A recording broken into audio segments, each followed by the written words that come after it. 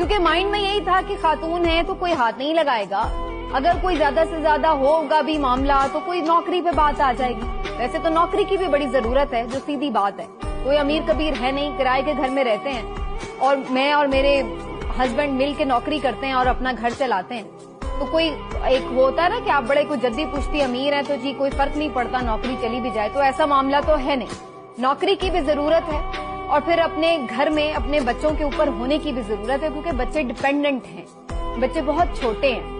1-2 گھنٹے لیٹ ہو جاؤں تو پریشان ہو جاتے ہیں، سوچتے ہیں کہ ماما کیوں نہیں آ رہی ہیں، فون کرتے ہیں، پوچھتے ہیں. وہ ایک رات بھی نہیں رہ سکتے.